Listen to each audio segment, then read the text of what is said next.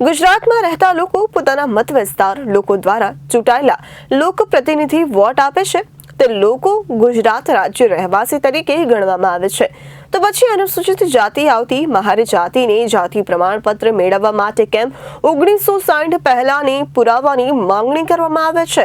ભારતીય બંધારણ મુજબ બધાને પોતાનો અધિકાર મેળવવાનો હક છે। ગુજરાતમાં રહેતા લોકો પોતાના મત વિસ્તાર લોકો દ્વારા ચૂંટાયેલા લોકપ્રતિનિધિને વોટ આપે છે તે લોકો ગુજરાત રાજ્ય રહેવાસી તરીકે ગણવામાં આવે છે। તો પછી અનુસૂચિત જાતિ આવતી મહાર જાતિને પ્રમાણપત્ર મેળવવા માટે કેમ 1960 પહેલાના પુરાવાની માંગણી કરવામાં આવે છે? આ લોકો વોટ આપ્યા પછી પણ ગુજરાત રાજ્યના રહેવાસી તરીકે ગણવામાં નહીં આવે, કેમ કે અનુસૂચિત જાતિ કલ્યાણ કચેરીમાં જાતિ પ્રમાણપત્ર માટે 1960 પહેલા પુરાવાની માંગણી કેમ કરવામાં આવે છે? આ ઉપરોક્ત બાબતે ધ્યાન રાખી આપણા સામાજિક ન્યાય સમિતિના અધિકારીને વિભાગની જોગવાઈ મુજબ 1960 અને 1978 પહેલા ગુજરાત ખાતે કાયમી વસવાટ અંગેનો દસ્તાવેજની માંગણી ખાતા દ્વારા કરવામાં આવે છે, પરંતુ કેટલાક એવા કિસ્સાઓ જેવા કે પૂર આગ લાગતો પુરાવા ખોવાઈ જવા, સરકારી તથા અર્ધ સરકારીમાં રેકોર્ડ નશા થયેલા હોય તેવા શાળા કોલેજમાં જૂના રજિસ્ટર મળી આવતું ન હોય અથવા બળીને ખાક થઈ ગયું હોય, શૈક્ષણિકના કારણે શરત ચૂક તથા ભૂલથી લિવિંગ સોસાયટીમાં જાતિ ખોટી લખાઈ જવી, જાતિના પ્રમાણપત્રમાં જાતિનું પ્રમાણપત્ર પરથી જાતિનું પ્રમાણપત્ર કાઢવા વગેરે સદર લાગતા ઠરાવમાં કોઈ સ્પષ્ટ જોગવાઈ થયેલ હોવાનું જણાતું નથી, જેથી સદર ઠરાવોની જોગવાઈ મુજબનો લાભ એસસી અનુસૂચિત જાતિમાં સમાવિષ્ટ જાતિના પ્રમાણપત્રો ન મળવાના કિસ્સામાં તેઓ મળવાપાત્ર લાભથી વંચિત ન રહે તે માટે સદર ઠરાવોમાં આવા કિસ્સાઓ લગતા જરૂરી સુધારા વધારા કરી આપવાની ઘટિત કાર્યવાહી થઈ આવવા સાહેબશ્રીને નમ્ર વિનંતી કરાઈ હતી।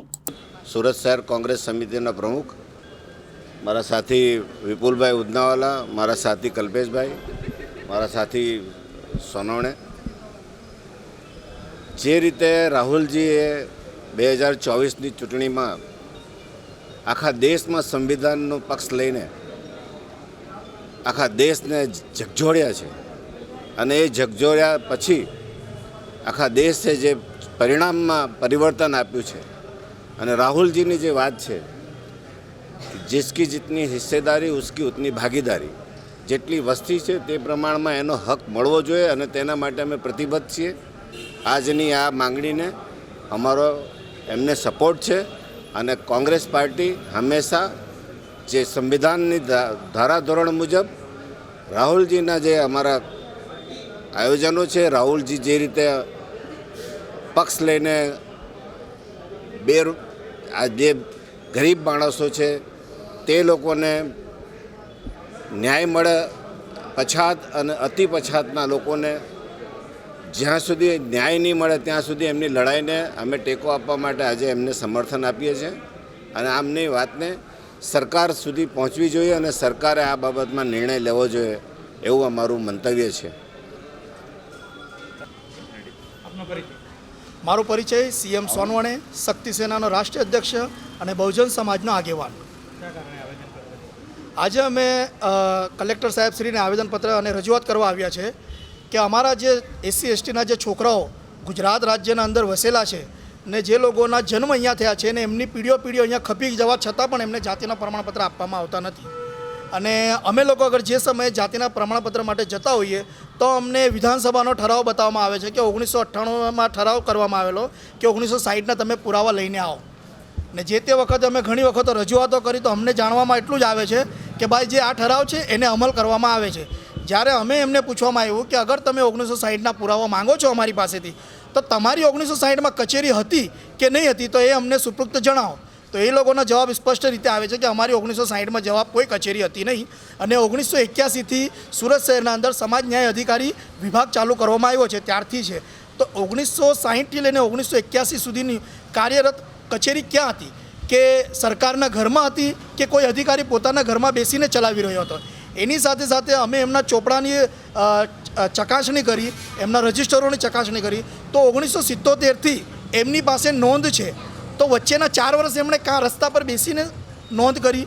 એવા ઘણા બધા પ્રશ્નો છે દલિત સમાજ અને બહુજન સમાજના, જે તે રીતે અમે લોકો છેલ્લા 10 મહિનાથી અને વર્ષોથી તો અમારા આગેવાનો સમાજના સમયે આવેદનપત્ર આપતા હોય છે, રજૂઆત કરતા હોય છે, પણ કોઈ એનો નિકાલ કરતી નથી ગુજરાત સરકાર।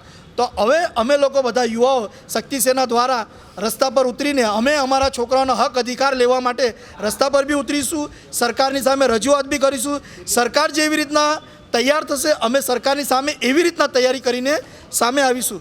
જે તે રીતે અમે સરકારને ફક્ત ને ફક્ત આજના આવેદનથી રજૂઆત કરવામાં કરીએ છીએ કે ભાઈ તમારો જે 1998માં 1960ના પુરાવા માંગવાનો જે ઠરાવ છે એને અટકાયત કરો.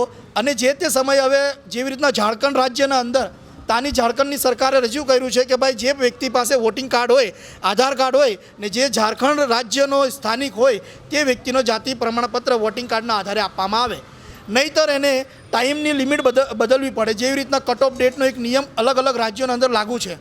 તો મેં ગુજરાત સરકારને ફક્ત ને ફક્ત એટલી અપીલ કરવા માગું છું કે અમે તમારા ઠરાવમાં કંઈ દખલ દેવા માંગતા નથી, પણ એના અંદર થોડોક ઠરાવને પરિવર્તન કરો કે જેથી આવનારા ભવિષ્ય જે યુવા પેઢી છે, અમારા નાના નાના બાળકો છે, એવી જ રીતના સુરત શહેરના અંદર 10 લાખ લોકો રહે છે.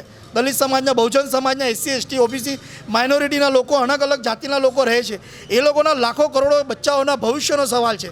સરકાર ઉપરથી ગ્રાન્ટ ફાળવે છે પણ ગ્રાન્ટ દેખાતી નથી. એ લોકોનો ભવિષ્યની હાથે હંમેશા છેડછાડ થતી હોય છે.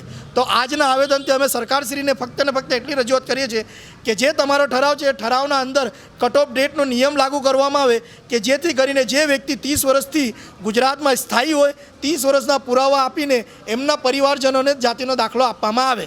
બસ એટલી અમારી શક્તિ સેના તરફથી અને સમસ્ત બહુજન સમાજ તરફથી અપીલ છે.